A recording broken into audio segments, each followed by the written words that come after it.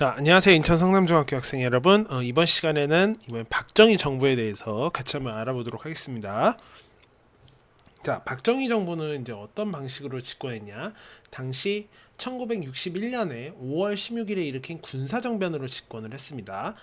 그 이전에 이제 우리가 4.19 혁명에 대해서 배웠었죠. 4.19 혁명 이후에 장면이라는 사람을 중심으로 하는 내각의 출범이었으나 그 당시 이제 여러 가지 뭐 이제 4.19 이후에 여러 가지 요구가 사회에서 빗발쳤었는데 장면 내각은 그것을 해결해 주기가 굉장히 어려웠던 것 같아요. 그래서 그 당시 이제 사회가 어느 정도 혼란한 상황이었고 그런 거 이제 틈타서 박정희를 중심으로 한 일부 군부 세력, 그러니까 군대죠. 그 박정희를 지지하는 군대 세력이 박정희를 중심으로 해서 이러한 사회혼란을 구실로 군사정변을 일으켜서 정권을 장악했다고 합니다. 자, 이것이 이제 5.16 군사정변이에요. 그래서 이렇게 이제 집권한 박정희는 반공, 그러니까 공산주의에 반대하는 것을 국가 운영의 최고 가치로 삼기 시작했고요. 또한 국가재건 최고회의라는 것을 만들게 됩니다. 그래서 이 사람이 국가재건 최고회의의 의장이 된 거예요. 이 박정희도 그 당시 누구냐 군인이었고 당시 이제 별 두 개인 소장 출신, 장군인 소장 출신이었어요. 소장의 계급이었죠. 그래서 이 사람이 이제 최고 의장이 되어서 이런 민생고 해결과 경제 건설을 내세우게 됩니다. 그러면서 이제 군대가 정치를 하는 군정을 본격적으로 실시를 하게 됩니다. 그래서 이거는 어쨌든 이 박정희라는 사람은 합법적으로 처음부터 집권한 것은 아니었습니다. 그렇기 때문에 이 사람은 자신이 집권하기 위해서라면 어떤 명분이 있어야겠죠. 그래서 그 명분은 우리나라의 경제 발전을 하겠다라는 것을 두고 경제 발전을 본격적으로 추진하게 되는데 그때 이 추진 과정에서 했던 일이 크게 세 가지가 있습니다. 첫 번째는 한일협정이에요. 당시 이제 한국과 일본 간의 관계가 우리나라 독립 이후에 크게 개선된 건 없었습니다. 근데 이제 박정희는 이런 일본과의 관계를 개선해서 이 관계 개선의 대가로 어떤 것을 얻어내려고 했던 것 같아요. 그래서 일본으로부터 협정 가운데서 독립축하금 명목의 후원금을 받게 됩니다. 후원금을 받고 또 어느 정도 이제 돈을 빌릴 수 있는 그런 차관을 제공받으려 했습니다. 근데 이러한 것의 가장 문제점은 뭐냐면 그 당시 전에 일제강점기 시기에 일본이 우리 한국에게 잘못했던 부분에 대해서는 전혀 사과라던가 어떤 보상 그리고 그런 거에 대한 후속 조치가 제대로 이루어지지 않았던 거예요. 그래서 이런 것을 본 당시 대학생들이 굴욕외교다 라고 생각을 했고요. 또 하나는 이 굴욕외교다라고 생각한 거 외에 또 하나는 어떤 문제가 있었냐면은 이게 국민에게 제대로 알려지지 않은 비밀협상이었다는 점이었어요. 그래서 이 구려개교 또 이 비밀협상에 반대했던 대학생들이 이러한 6.3 시위를 일으켰지만은 어쨌든 이 시위가 이제 진압이 되면서 한일협정은 결국 체결이 되게 됩니다. 어쨌든 이러한 과정에서 일본으로부터 돈을 받고 그 돈이 경제발전의 기반이 되었다는 거죠. 자, 또 하나는 베트남 전쟁에 군대를 파견했다는 겁니다. 당시 이제 미국이 베트남 가장 크게 이제 냉전 상황에서 소련하고 대립 중이었는데요. 소련을 중심으로 한 그런 공산주의와 대립 중이었습니다. 근데 그 당시 이제 베트남에서 공산주의 세력이 나라를 이제 베트남의 정권을 장악하기 위해서 전쟁을 일으키게 되는데 미국이 이 공산주의 정권을 토벌하기 위해서 전쟁을 일으킨 상황이었습니다. 그래서 한국군의 군대 파견을 요청하게 되는데 여기서 처음에는 이제 비전투군이 파견됐다가 나중에는 이제 직접 전투군까지도 이 전쟁에 파견하게 됩니다.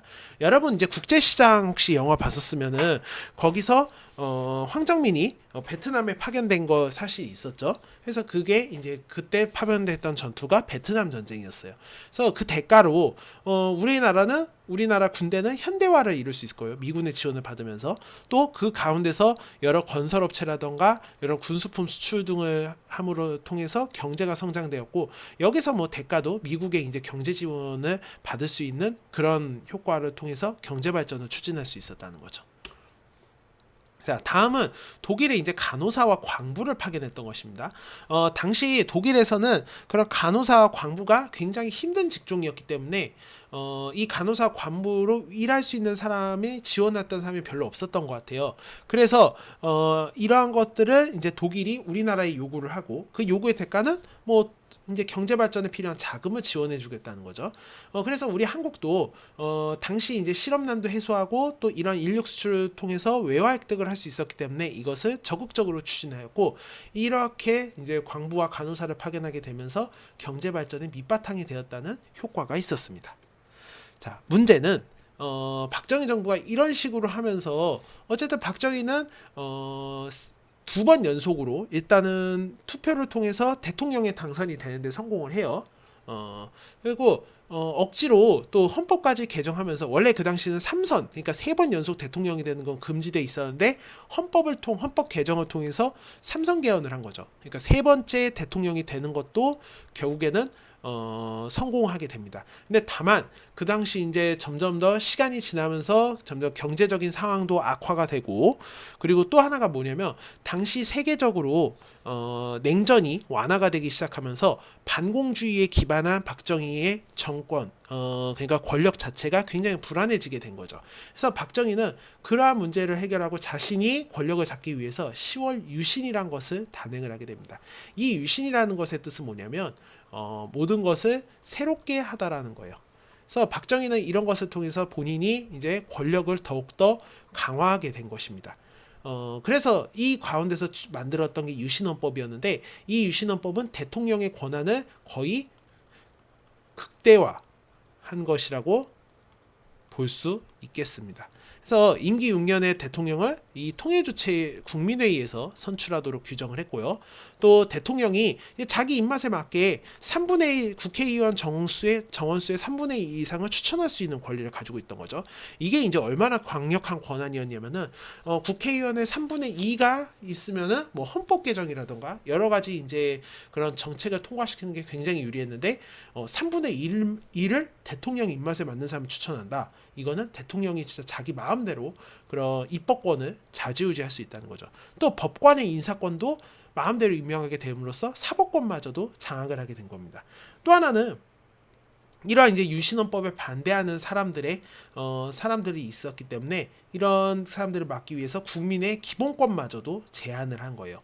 그래서 이런 제한하는 긴급조치권이라는 것을 가지게 되는데, 이 긴급조치권은 이제 박정희가 유신 이후에 수시로 이거를 이제 발동을 함으로써 국민들이 굉장히 고통을 많이 받게 됩니다. 그래서 이 가운데서 이제 이런 유신에 반대하는 유신 반대 투쟁도 벌어졌어요. 대표적으로 뭐 3.1 민주국선언이라던가 부산 마산 민주항쟁 등이 발생을 하게 됩니다. 그러다가 이제 1979년 이 유신은 1972년에 단행됐습니다. 이렇게 해서 박정희가 어떻게 보면은 1961년부터 79년까지 19년간 이제 장기 집권을 했던 상황이었는데요. 그런 상황 하에서 12.6 사태가 일어나서, 이 12.6 사태가 뭐냐면 당시 이제 박정희의 핵심 측근 중에 하나였던 중앙정보부가 있었습니다. 그래서 그 중앙정보부의 최고 수장을 맡고 있었던 김재규라는 사람이 있었어요. 그 김재규라는 사람이 이 박정희를 총으로 살해를 하게 됨으로써 결국 박정희의 유신 체제가 막을 내리게 되고 박정희의 장기 집권 체제가 여기서 마무리가 된 것이었습니다. 이 박정희에 대해서는 굉장히 평가가 엇갈리고 있어요. 그 평가에 대해서 우리도 수업 시간에 생각해 볼 시간을 같이 한번 가져보도록 하겠습니다. 오늘 여기까지 할게요.